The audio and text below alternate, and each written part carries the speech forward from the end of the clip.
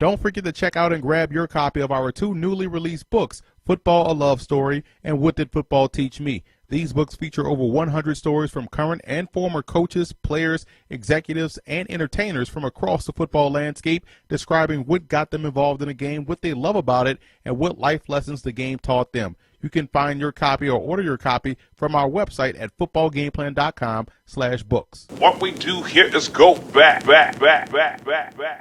Welcome to footballgameplan.com, where football makes sense. I'm Emery Hunt, the czar of the playbook. Bring you our 2016 NFL Draft Grades video for the Cleveland Browns. We're going to take a look at all of their draft selections, as well as some undrafted free agents that you want to keep an eye on.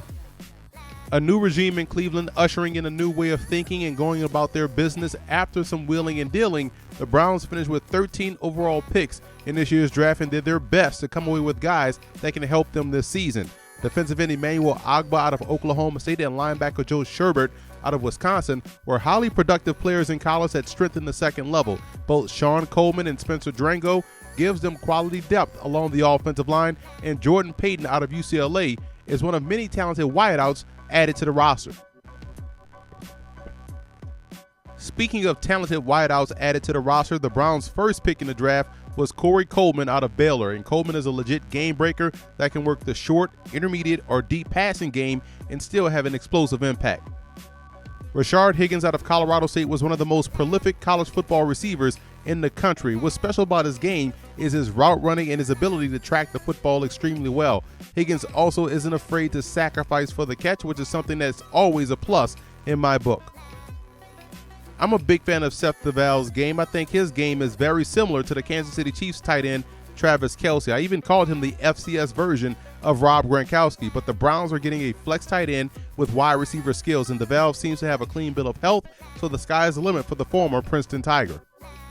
I actually like the Cody Kessler selection. I compared his game to Andy Dalton. I think he was both efficient and productive at SC and should be a viable number 2 option behind RG3 at the quarterback position. Defensively, the Browns did great work as well. Adding Carl Nassib out of Penn State along with Emmanuel Ogbah helps out the front seven. And every time you watch Penn State this past season, Nassib consistently made plays. I think this was a really good selection and also a good fit for the Browns. People knocked Scooby Wright because of his okay 2015 film and subpar testing, but they failed to mention that he was returning from injury and wasn't necessarily 100% all season long. A healthy Scooby Wright is a productive one like we saw in 2014. This was a big-time steal in my opinion for Cleveland, and he'll be 2 full years removed from that injury, so they'll see the best of Wright like we saw 2 years ago.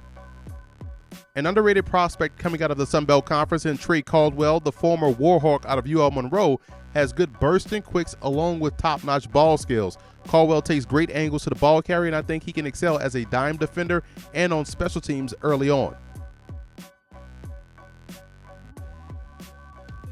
Now Lawrence Stample was an underrated player at Florida State at 6'1", 326.